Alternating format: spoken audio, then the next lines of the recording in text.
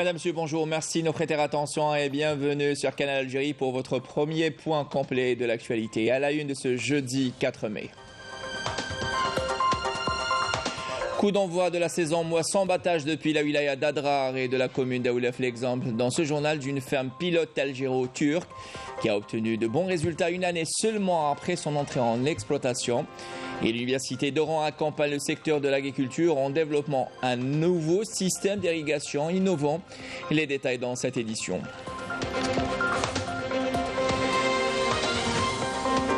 Et dans ce journal, nous nous intéressons aux efforts consentis par les douanes algériennes qui travaillent sans relâche pour faire face et mettre en échec toute tentative de contrebande ou introduction de drogue sur le territoire algérien, dans le but notamment de préserver l'économie nationale.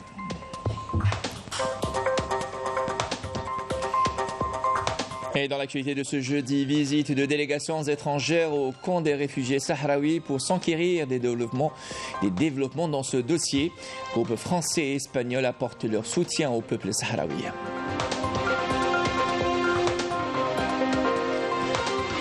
Et à la fin de ce journal, nous vous invitons pour un voyage dans le temps, dans la Casbah d'Alger, où les remparts de la vieille ville d'Alger qui reliait autrefois les 7 portes de la Médina, des vestiges qui demeurent témoins de cette époque. Voilà pour l'essentiel de l'actualité en titre. Bienvenue à vous tous. Tout d'abord, nous allons parler de ce coup d'envoi, le coup d'envoi de la saison moisson-battage qui a été donné dans le sud du pays, à Adrar précisément, une wilaya qui jouit d'énormes potentialités dans le secteur agricole. Je vous propose de suivre dans ce midi l'exemple de cette ferme pilote algéro-turque dans la commune d'Aoulef qui est entrée en étape expérimentale en mars 2022. Une année après, les agriculteurs ont pu obtenir de bons résultats qui présagent d'avance une saison réussie. Plus de détails avec Rina Lorari.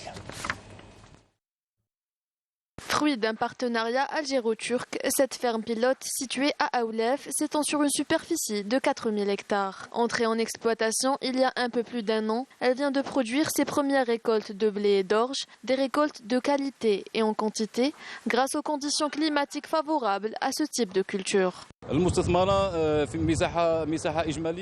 La superficie globale de l'exploitation est de 4000 hectares. Au départ, nous avions 27 autorisations de forage de puits et grâce au concours du Wali, nous en avons obtenu d'autres qui nous ont permis de forer 39 puits. Dieu merci, nous avons pu concrétiser le programme que nous avons tracé. Comme première étape, nous avons placé 9 pivots d'irrigation centrale sur une superficie de 360 hectares et 9 autres pivots dans 2 surfaces de 40 et 50 hectares. L'encouragement des investissements agricoles a permis d'augmenter la production céréalière. C'est la première fois que l'Office algérien interprofessionnel des céréales mobilise tous ses équipements et moyens pour la saison de moisson-battage dans le sud du pays. Nous attendons un bon rendement. Ceci relève de la stratégie de l'État qui consiste à faire du sud algérien un véritable pôle agricole. Nous ambitionnons d'exploiter 1 million d'hectares pour atteindre l'autosuffisance en la matière. La saison de moisson-battage promet d'être réussie dans la wilaya d'Adrar, où une production prévisionnelle est estimée à 67 000 quintaux de céréales pour cette saison.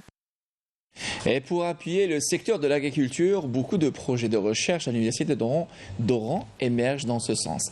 À l'image d'un nouveau système d'irrigation qui a été conçu par une équipe d'enseignants après une année et demie de recherche et d'études. Une nouvelle expérience et de bonnes initiatives devront aider et améliorer les conditions de travail de beaucoup d'exploitants agricoles. Malika Bellel. Conçu par une équipe de chercheurs de l'université d'Oran 1, ce système d'irrigation intelligent permettra le développement durable de l'agriculture tout en préservant les ressources hydriques de plus en plus rares dans la région. Il s'agit d'un projet euro-méditerranéen appelé Entel Eris. C'est un système d'irrigation intelligent dédié à l'agriculture de précision qui a pour objectif l'économie de l'eau et la mesure en temps réel du taux d'humidité grâce à des capteurs très sensibles. Nous avons retenu plusieurs exploitations agricoles comme site pilote au niveau de la wilaya d'Oran. Actuellement, nous sommes en train d'effectuer des essais pour évaluer l'efficacité de ce nouveau système. Un système d'irrigation adapté aux petites exploitations agricoles grâce auquel les agriculteurs peuvent contrôler à distance l'irrigation de leurs parcelles. La superficie globale de l'exploitation dépasse les 1440 hectares avec plus de 210 hectares destinés à l'arboriculture et 90 hectares à l'oléiculture. Grâce à ce partenariat avec l'Université d'Oran, nous allons bientôt utiliser ce nouveau système d'irrigation dans notre exploitation.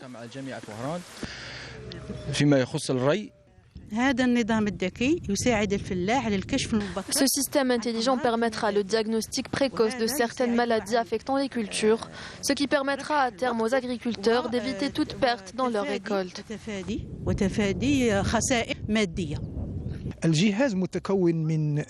Le système est doté de 2 appareils distincts. Le premier sert à collecter les données, à savoir le taux d'humidité et la température du sol. Le second est conçu pour collecter ces données avant de les stocker.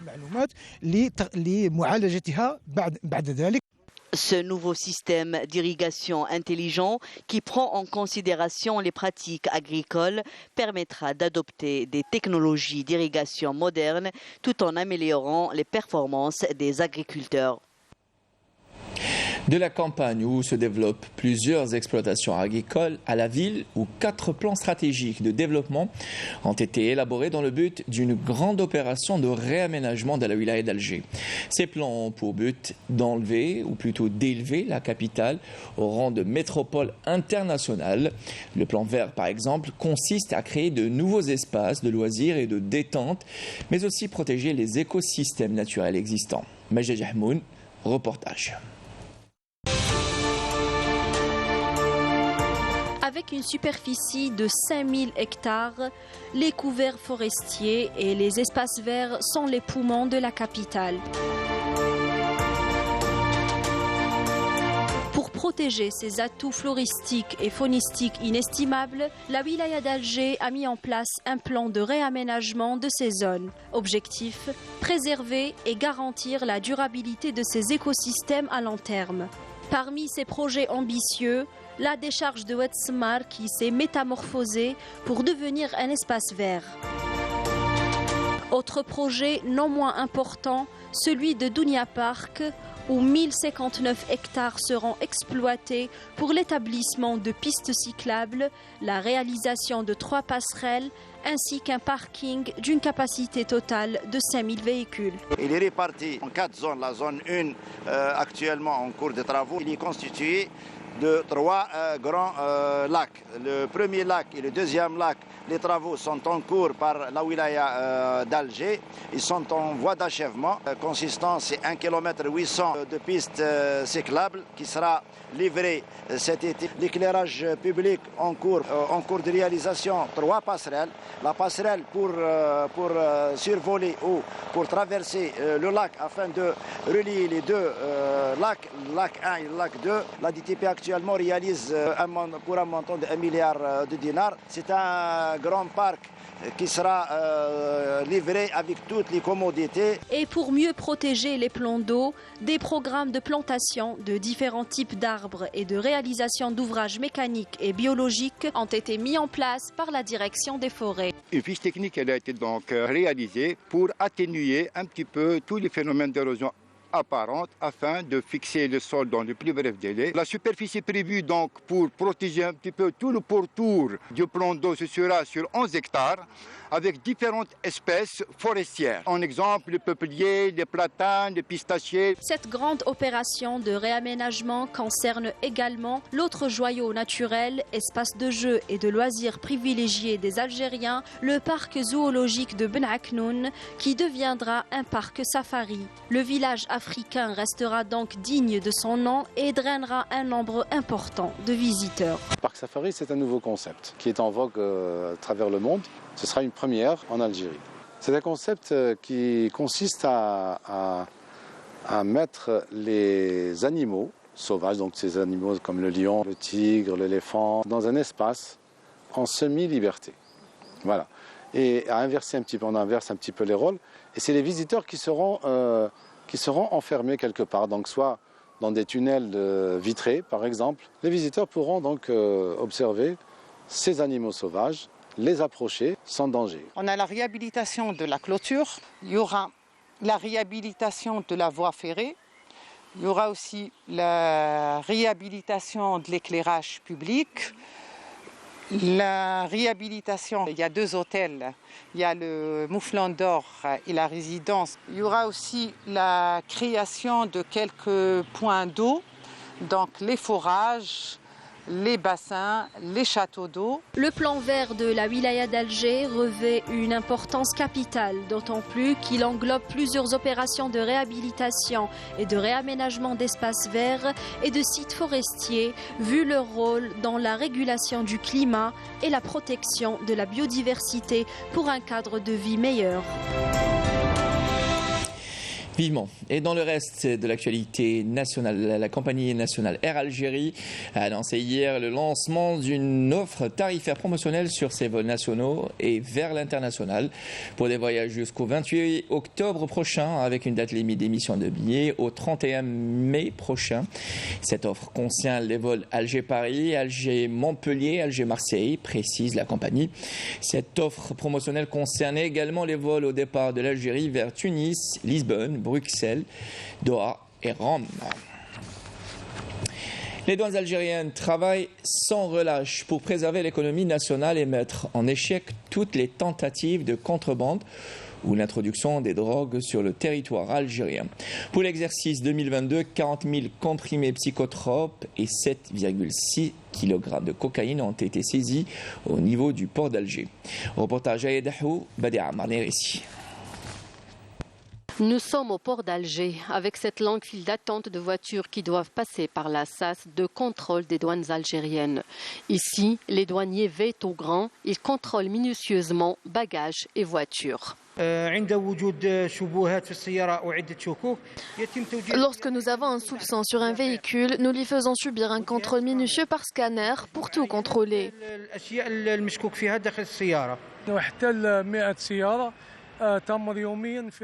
Nous contrôlons jusqu'à 100 véhicules par jour, entre autres le coffre et le réservoir.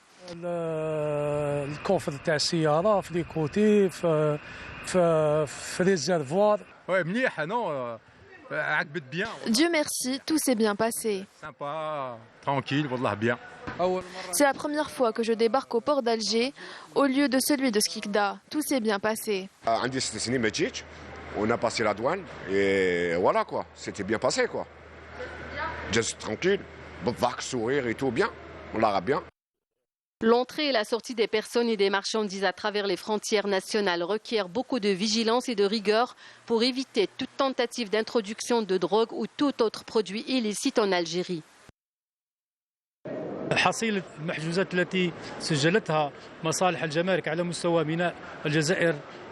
En 2022, les douanes algériennes ont saisi au niveau du port d'Alger 40 000 comprimés psychotropes dans 3 différentes opérations d'envergure. Une 4e s'est soldée par la saisie de 7,6 kg de cocaïne.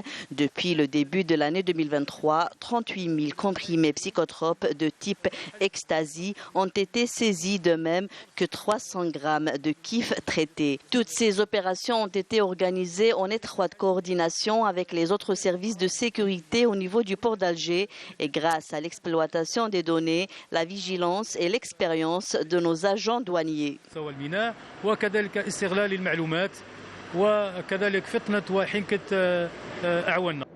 La douane algérienne veille au quotidien sur l'économie nationale, luttant contre de nombreux fléaux, notamment les tentatives de contrebande au niveau de toutes les frontières algériennes, du blanchiment d'argent et du crime organisé transfrontalier. Par ailleurs, et dans le dossier sahraoui, visite d'une délégation européenne au camp des réfugiés sahraouis pour s'enquérir des développements dans ce dossier.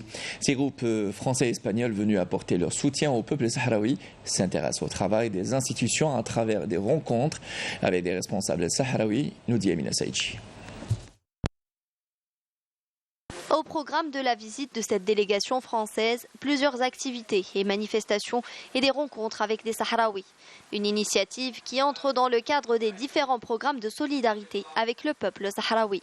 C'est une action, une initiative, une manifestation autour de la solidarité entre les peuples, un pont entre les peuples. Et bien entendu, pendant notre séjour, nous avons aussi fait une part au Hassania, parce que les langues, c'est de la communication, et c'est jamais une seule langue, mais c'est toujours plusieurs langues qui sont en jeu. Donc nous avons toujours choisi de nous baser sur des textes ou sur des personnes qui parlent le Hassania et le français. C'est un hommage que nous rendons à ces deux langues. Je suis anticolonialiste, je veux mettre fin à toute forme de colonialisme et c'est une des raisons essentielles pour lesquelles je milite pour cette cause sahraoui. La cause sahraoui nous tient à cœur et nous ferons de notre possible pour venir en aide et soutenir le peuple sahraoui qui doit lutter et se battre contre l'occupant marocain pour recouvrer son indépendance et pouvoir enfin vivre librement.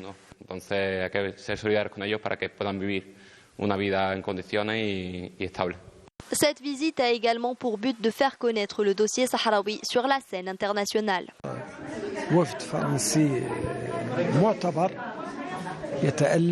Cette délégation française est très importante. Elle est composée d'écrivains, de poètes et de représentants de plusieurs associations solidaires avec la cause sahraoui. Leur présence ici reflète une volonté politique de soutenir la cause sahraoui. Nos visiteurs nous ont également promis de saisir la presse française afin de porter la cause sahraoui à l'international.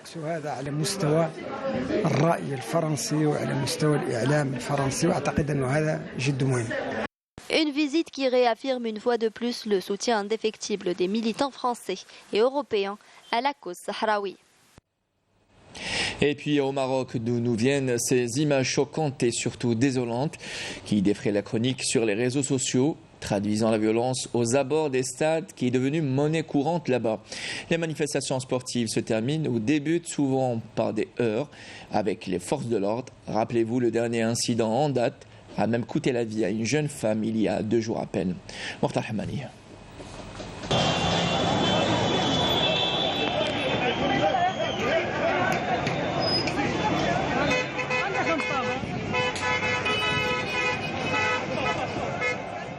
Décidément, assister à un match de football au Maroc n'est plus une partie de plaisir, mais plutôt un théâtre à ciel ouvert où la violence revêt sa véritable signification et où les valeurs humaines et celles du sport ont été totalement violées.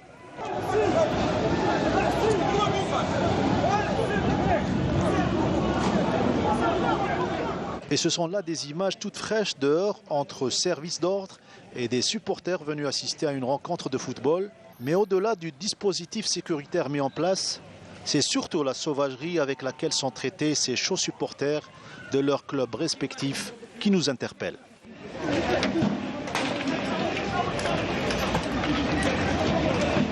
Des images choquantes qui font actuellement le tour du monde.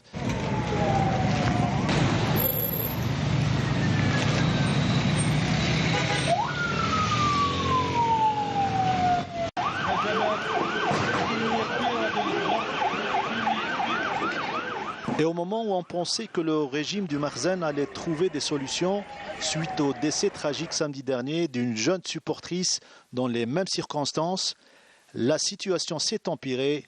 L'horreur prend place dans un lieu censé être dédié au sport et au spectacle.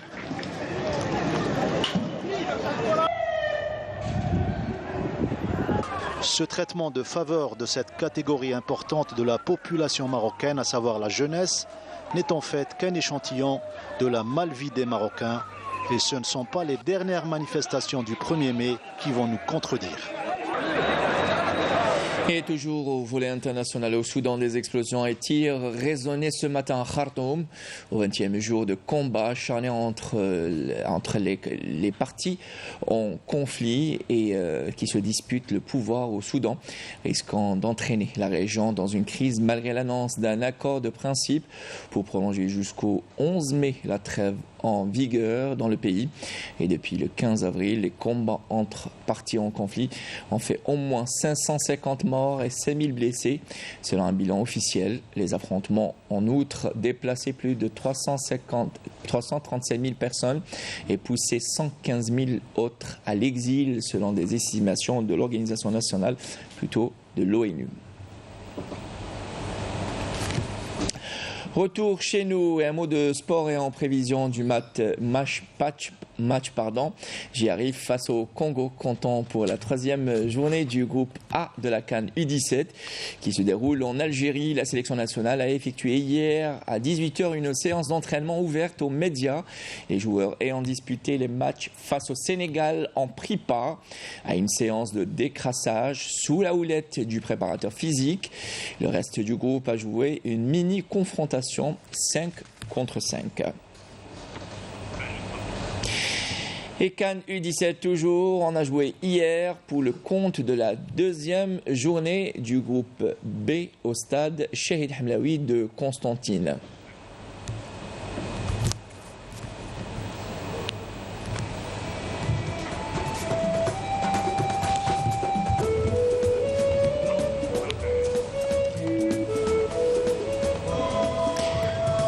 Et aujourd'hui, le Cameroun affronte le Mali à 17h au stade 19 mai d'Al-Naba en match comptant pour la 2e journée du groupe C de cette compétition qui se déroule, rappelons-le, en Algérie. Et un mot de culture pour terminer ce journal, et toujours dans le cadre du mois du patrimoine, intéressons-nous aux remparts de la vieille ville d'Alger. Des remparts qui relayaient les 7 portes de la Médina en l'entourant et en la protégeant des dangers et des attaques potentielles. Aujourd'hui, seuls quelques vestiges demeurent témoins de cette époque dans laquelle nous replonge Farid Hamdi dans ce reportage. Alger, El Mahroussa, la bien gardée, doit son appellation à ses fortifications invulnérables.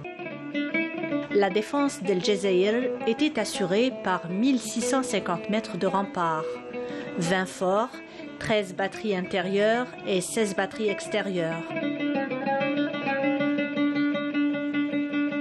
Si on voit Alger à partir du port, nous avons toute la façade maritime donc, qui était carrément un rempart avec plusieurs borches. Et les remparts allaient vers le haut et se rencontrent au niveau de la citadelle. Ils se rencontrent. Donc ce que vous voyez là, ça c'est un pan de cette muraille, parce que la muraille a été démolie par la colonisation française, mais ils ont gardé quelques pans que nous allons voir. Donc nous avons ce pan en face de la citadelle, nous avons aussi des vestiges du bastion, ce qu'on appelle le bastion 8, de la Porte-Neuve, Bab Jdid. Tous les historiens s'accordent à dire qu'Alger était entouré d'une muraille percée de 5 portes. Chaque porte avait un nom. Nous avons 2 portes qui donnent sur la mer. Donc vous avez Bab Tzira, ce qu'on appelle Bab Tzira, qui donne sur la Méroté. Et il était emprunté par les corsaires et par les marins. Et un peu plus bas, au niveau de la mosquée de la pêcherie, il y avait Bab el-Bahar, la porte de la mer, donc, qui donnait sur la mer, à l'ancien Kassor, et elle était empruntée par les poissonniers, par les pêcheurs. Et puis, un peu plus haut, nous avons à l'ouest Bab el-Oued, la porte de l'Oued, parce qu'elle donnait sur un Oued, c'est Oued Mkhassel, et elle a donné aussi son nom au futur quartier Bab el-Oued.